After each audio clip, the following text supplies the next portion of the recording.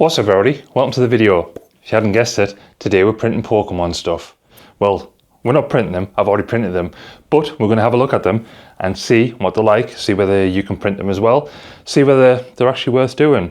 So let's jump into the video and let's have a look. So this is a fully printable Pokeball set, which is V3, and it's by RC3D. So this particular one is printed on the A1 Mini, so it took about 4.7 hours it says, so roughly 5 hours. But this is it here. So you have your Pokeball like this, and then you can actually open it up and have stuff inside. So as you can see there, it goes all the way around, and you just use some filament to connect that back bit up when you're putting it together. And then obviously it's just some glue on the front to stick this on. And the inside just sticks in the little holes just for the different colors. So you could also do like an Ultra Ball, so you could have like blue and black, red, white, yellow, whatever colors you want, and put them on there, and then that'll be your Pokeball.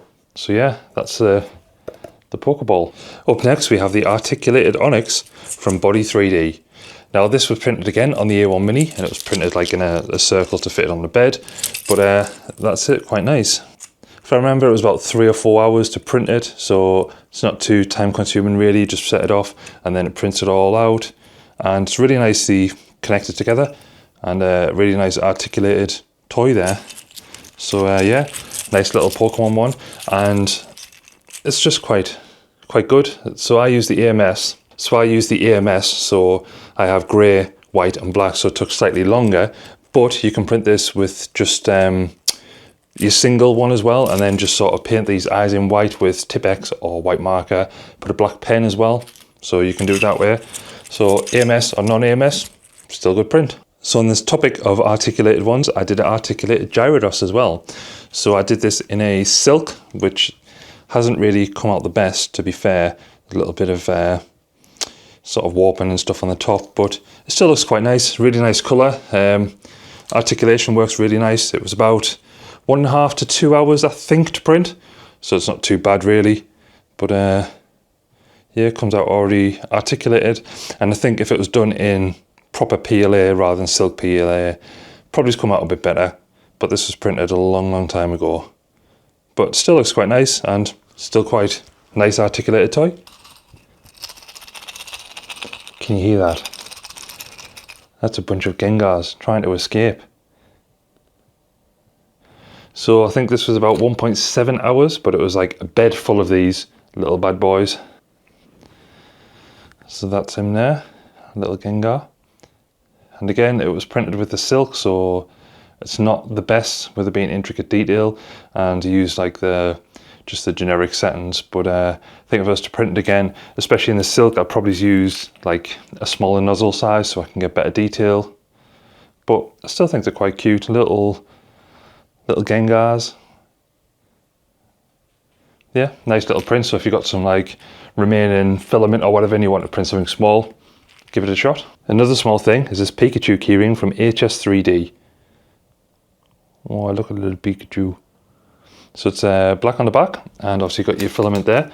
So you have your yellow, red, black and white, and it comes with a little hole so you put your keyring in, so you can put it on your keys. The same again with it being multicolored. I just did a whole bed of them just so they're all sort of done. And when you are shooting with multicolor on your printer, it's best to do a bed full of them, because how long it takes for one is going to be the same for the other, because it'll just do that same color and color change.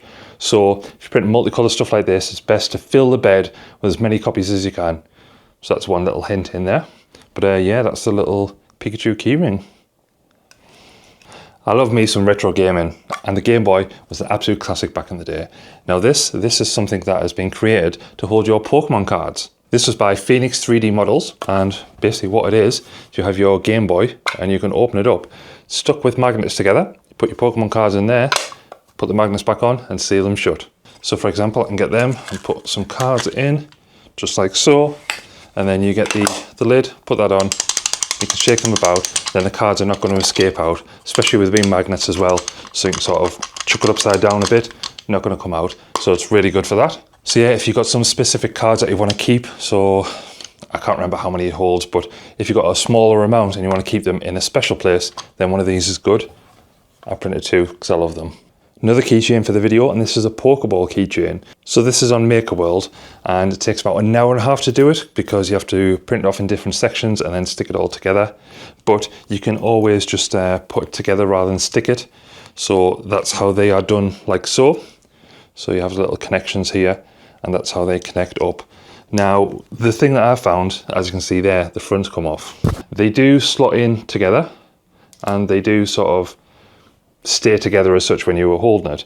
But if this was to drop on the floor, everything will come apart. So I would say with this one, if you are going to do it and use it as a keychain, then you need to glue it so everything's stuck together. So if it does take a fall, you're fine. But yes, that is the Pokeball keychain. Looking magnificent. Next, it's time to get dark and moody. That's why the lights have gone off. And it's this. Doesn't seem very dark and moody. It's not at all. It's a light.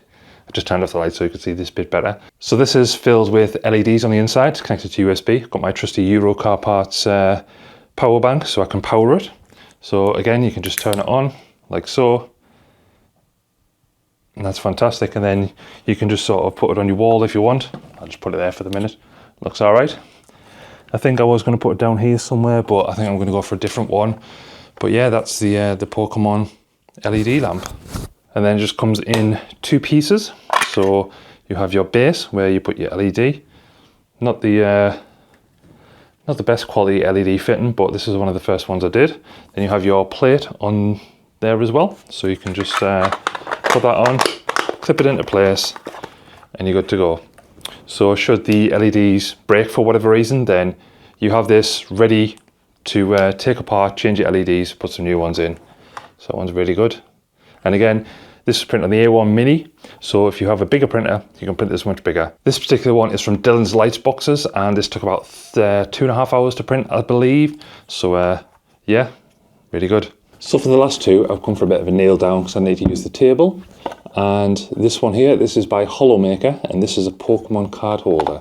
So very similar to the Game Boy one, where you put your Pokemon cards in and get them out and mess around. So again, you have your little tray, you have a stack of Pokemon cards, put them in, close it up, and you're good to go. So you can carry these around, and yeah, that's basically it. So if you're in the lookout for a little Pokemon sort of caddy to hold your cards, then this may be the one for you. So it has a little clasp, open it up, get your cards in there. Last but not least, we have this bad boy.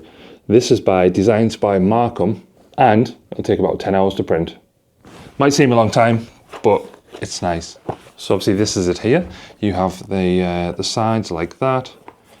You have the back, other sides, and then you have the front. This is an interesting design, so I'll just show you. So on the inside, there is a little sort of lever which goes from side to side, and when the tray is put in like that, it follows the groove, so you can lock it and unlock it, and it's just done with that. So as you can see, you have your tray and you push that in. Once you push your tray in, that locks it.